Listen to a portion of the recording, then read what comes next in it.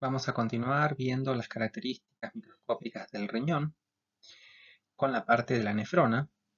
Ya estudiamos muy bien lo que corresponde al corpúsculo renal, así que ahora vamos a seguir con el sistema tubular. Dentro de lo que corresponde al riñón, la parte tubular y el intersticio corresponde al 80% del volumen total. Y vamos a entender al intersticio como el tejido conectivo que queda entre las estructuras tubulares y por donde transcurren los vasos sanguíneos y otros elementos. Observemos este dibujo de la nefrona y vamos a ver que el glomérulo siempre está a nivel de la corteza renal y el resto de la parte tubular se puede encontrar en la médula renal, no así los corpúsculos renales. Bien, si observamos esta imagen luego de formado el ovillo capilar, que está rodeado por esta cápsula de Bowman y se forma el glomérulo renal, esta parte que corresponde al polo tubular continúa con lo que corresponde al túbulo contorneado proximal. Luego vamos a tener una rama gruesa y una rama delgada, descendente, una rama ascendente delgada y gruesa. Y luego esto se va a continuar con el túbulo contorneado distal. Acuérdense siempre que el túbulo contorneado distal tenía una región muy especializada donde las células se tornan más altas y corresponde al sector de la mácula densa. El contenido de la orina que se ha formado en esta región luego es volcado en el túbulo colector. ¿Y cómo se formaba la orina? Acuérdense esto también, se formaba por lo que se filtra menos lo que se absorbe más lo que se secreta. El resultado es es el fluido de excreción que corresponde a la orina que se junta en el túbulo colector que termina a nivel de el pico de la papila renal y luego va a ir al cálice menor. Para continuar con los cálices mayores, la pelvis renal, el uréter y almacenarse a nivel de la vejiga. Para poder cumplir correctamente con las funciones de la nefrona, el sistema tubular está adaptado y tiene especializaciones de membrana y cambia el diámetro tubular y la forma celular, que vamos a ver a continuación. Entonces, y vamos a estudiar ahora al túbulo contorneado proximal, al asa de Henle, el túbulo contorneado distal y el sistema colector. El túbulo proximal comienza a nivel del polo urinario como una transición abrupta entre el epitelio plano de las células parietales de la cápsula de Bowman hacia células columnares y ocasionalmente puede extenderse al espacio urinario. Dada la proximidad de las estructuras tubulares, el diagnóstico diferencial del túbulo proximal lo tengo que hacer con el túbulo distal a nivel de un corte transversal teñido con hematoxilina y eosina o en las diferentes técnicas de estudio.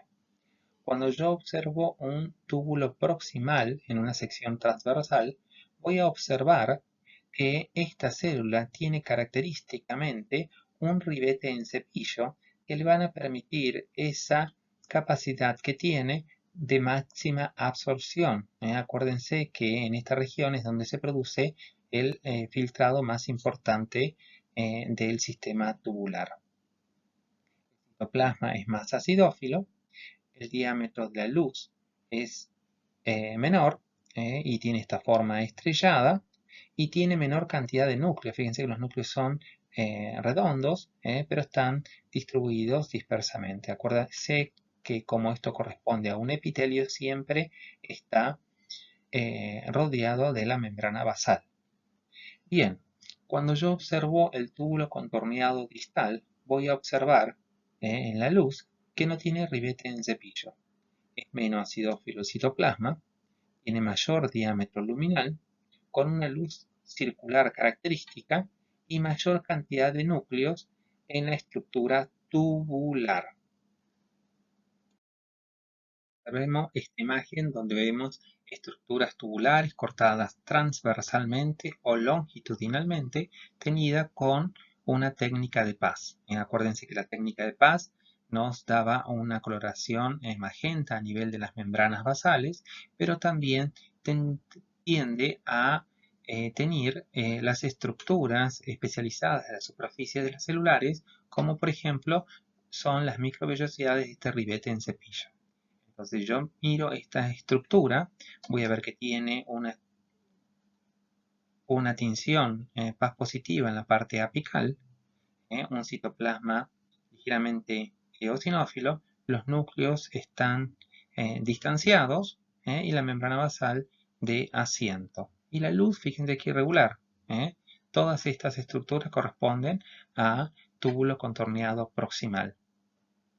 Entre los túbulos contorneados vamos a ver que hay un espacio en claro y esto es lo que corresponde al intersticio, donde vamos a tener el tejido conectivo con las estructuras vasculares. Bien, ahora observemos esta imagen. En esta imagen voy a ver también una estructura tubular, pero el citoplasma de la célula es más basófilo, no tengo ribete en cepillo y la célula tiende a ser un poco más redondeada. En cuanto a la cantidad de núcleos, fíjense que están dispuestos equidistantes y en mayor cantidad.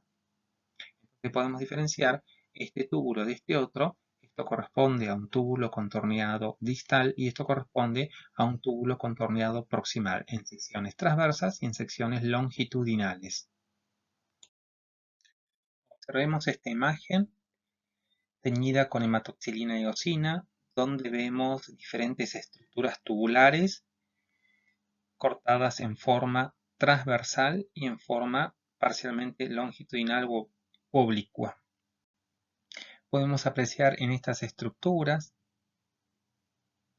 cómo el citoplasma de las células que lo componen es de color acidófilo, los núcleos están distantes unos de otros y cuando miramos la luz es de forma estrellada. Hay poco tejido intersticial entre la parte tubular y después resaltan otras estructuras tubulares redondeadas pero con luz más amplia, bastantes núcleos adentro de la estructura epitelial de tipo cúbico simple, en una sola capa, que no tiene la forma estrellada en la luz. No tiene esta estructura tubular, tampoco esta, y tampoco esta tampoco. Entonces estas estructuras corresponden al túbulo contorneado distal, que son muy diferentes a estas otras.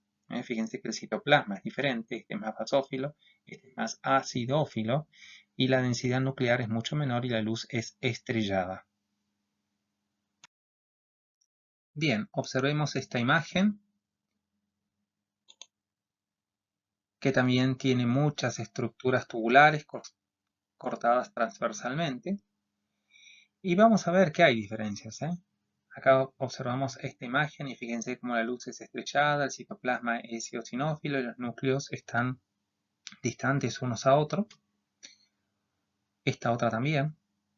Esta otra también. Fíjense que el citoplasma en este caso, además de tener la especialización en las microvellosidades, a veces absorben alguna sustancia o mayor cantidad de agua o alguna proteína. Por eso tiene estas vacuolitas claras. Pero esto corresponde a los túbulos contorneados proximales.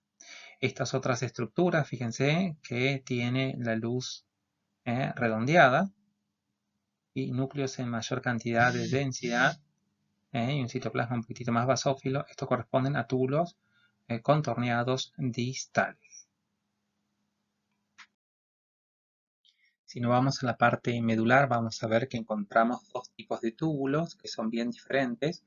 Los que corresponden al asa de Henle con su porción gruesa o delgada y los que corresponden al conducto colector. El asa de Henle se caracteriza en su porción delgada por poseer un menor diámetro y las células son aplanadas con su núcleo esferoidal, y tiene una luz amplia. En cuanto al conducto colector o los túbulos colectores, vamos a ver que son túbulos de mayor tamaño, las células son cilíndricas, fíjense que tienen casi el mismo ancho que el mismo alto, los núcleos son redondeados, y va a tener una luz amplia y los límites celulares son bien visibles. Con la técnica de Paz, ambos tienen membrana basal como todo epitelio simple. Observemos estas imágenes correspondientes a diferentes túbulos. En la imagen de la izquierda vamos a encontrar unas estructuras tubulares que son amplias, conformada por un epitelio simple cúbico que característicamente tiene una luz que es redondeada, amplia, los límites celulares bien marcados y los núcleos son redondeados, centrales adentro de la célula, rodeados de un halo claro. Esto corresponde a un túbulo colector de Bellini.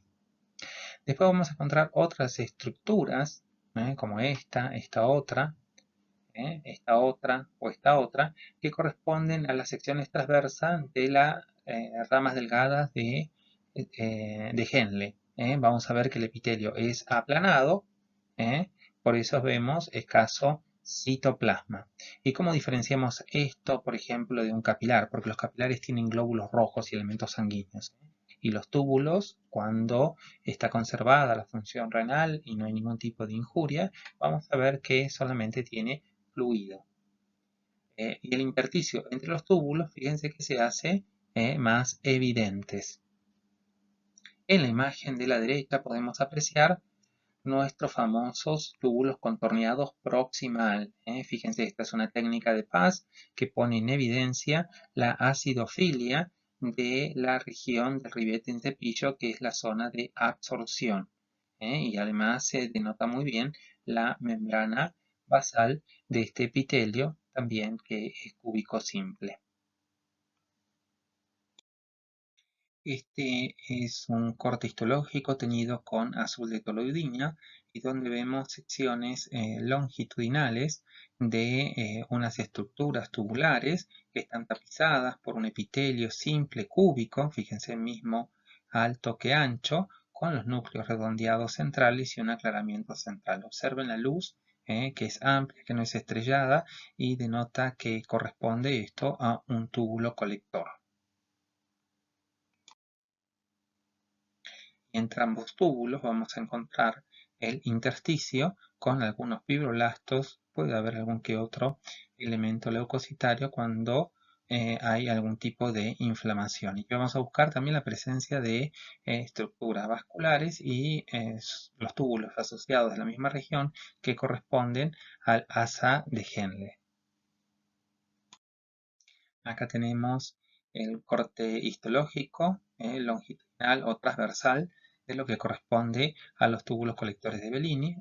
Podemos evidenciar que corresponde a un epitelio simple cúbico con estas células así que presentan el núcleo central con halo citoplasmático perinuclear con intersticio marcado entre un elemento tubular y el siguiente. Acá vemos una sección transversa del mismo. Esta es una técnica de hematoxilina eosina, por eso no se remarca la membrana basal, pero sí se ve eosinófilo el intersticio.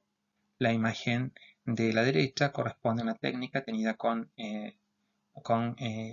toluidina y sí vemos los núcleos que son hipercromáticos, redondos, centrales. Las células son cúbicas con una membrana plasmática bien delimitada y la luz amplia de este sector del sistema tubular.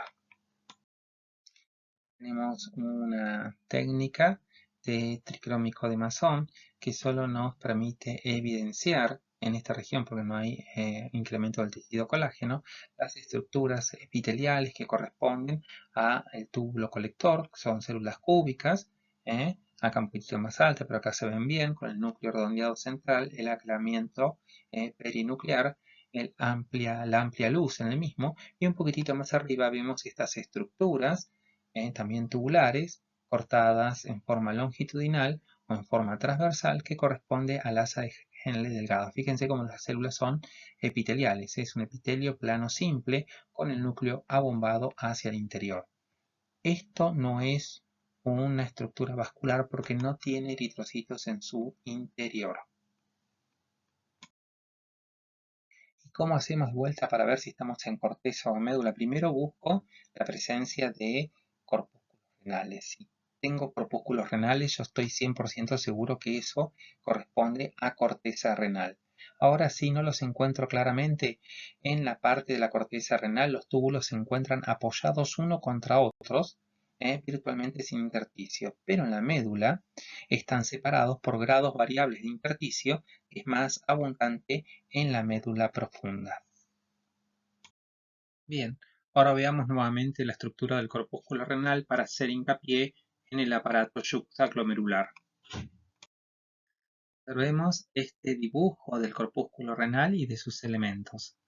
Muy bien, acá tenemos esquematizado el ingreso del fluido sanguíneo a través de la arteriola aferente.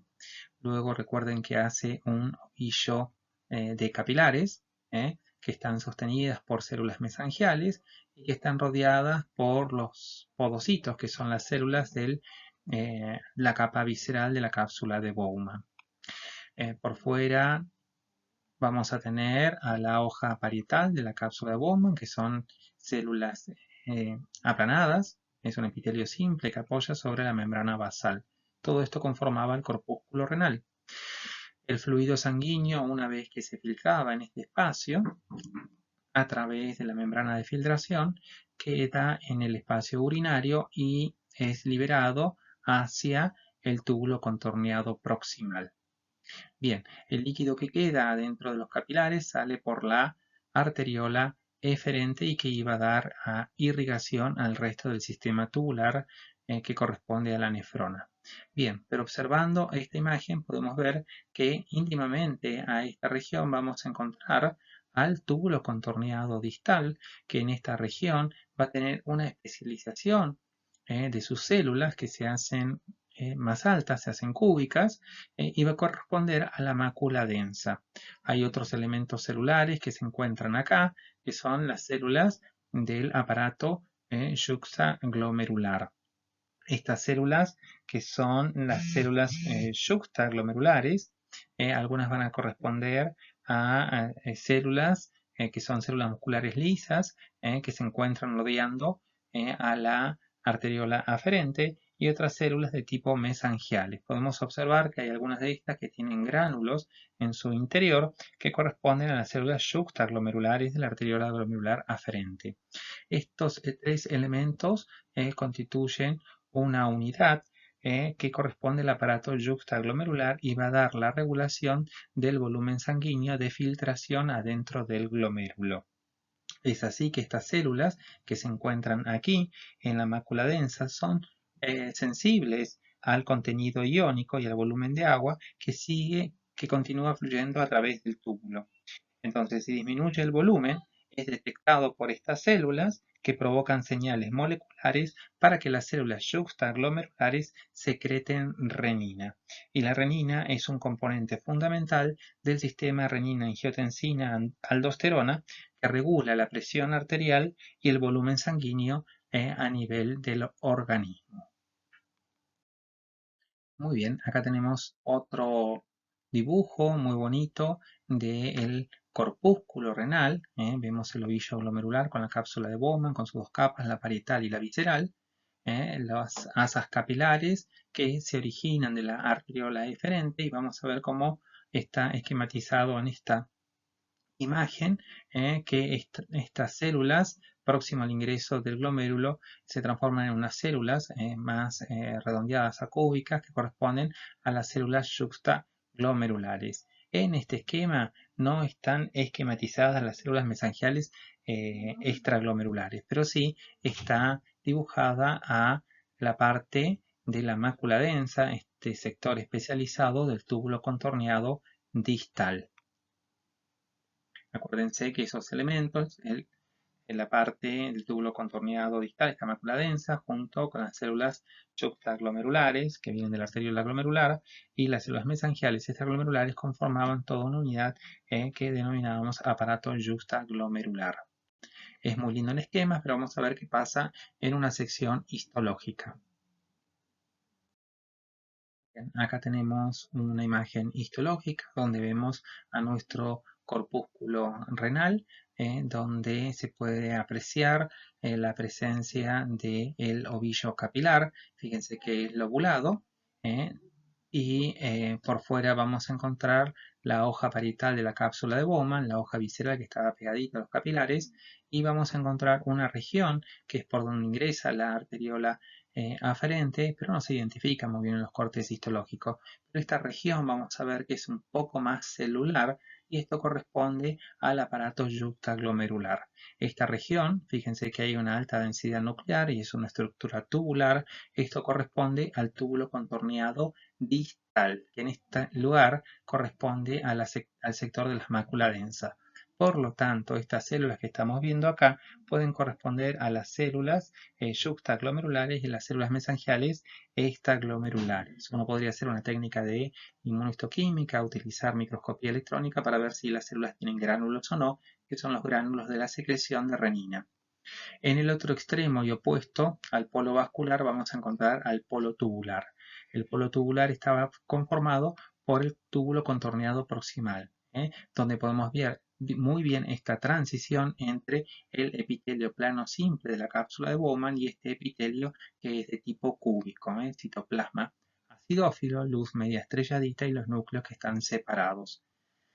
Bien, en esta imagen también podemos apreciar estas otras estructuras que corresponden a luces tubulares que tienen células cúbicas con núcleo redondeado central, escasa coloración del citoplasma, más basófila y una luz más parejo. Este es el túbulo contorneado distal que contrasta contra estas otras que tienen el ribete en cepillo y la luz estrellada. Bueno chicos, esto ha sido todo, espero que les haya quedado claro y después vamos a seguir con otra secuencia de imágenes histológicas. Cuando uno está en un paciente y piensa que tiene algún tipo de enfermedad a nivel del riñón, uno tiene que pensar y plantearse si esta enfermedad que está padeciendo el paciente se ha producido por un compromiso de los glomérulos, o sea, una enfermedad glomerular puramente, si hay afectación de los túbulos, cómo está el intersticio o cómo están los vasos sanguíneos. Ejemplo, enfermedades glomerulares puras que podemos decir, por ejemplo, cuando hay depósito de IgA adentro de los glomérulos, dando una nefropatía asociada al depósito de inmunoglobulina. Cuando hablamos de daño de los túbulos, podemos hablar, por ejemplo, de cambios isquémicos que van a producir una necrosis tubular aguda, o, por ejemplo, cuando hay un depósito abundante de proteínas, dando un cambio en estas células tubulares. ¿Qué pasa a nivel del intersticio? Dijimos que el intersticio es escaso, pero en algunas enfermedades, sobre todo las inflamatorias o las infecciosas crónicas, van a producirse un incremento de elementos inflamatorios entre los túbulos que incluso puede atravesar la membrana basal tubular y producir el daño. Las enfermedades crónicas, por ejemplo las autoinmunes, que van a comprometer la parte del riñón, de la estructura glomerular, también van a dañar a los elementos tubulares y a los vasos sanguíneos.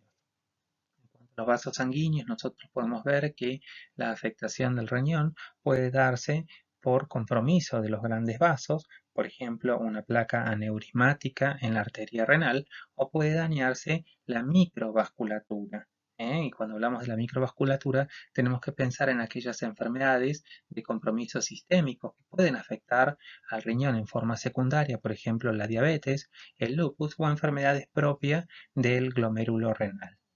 Bueno, chicos, seguimos adelante.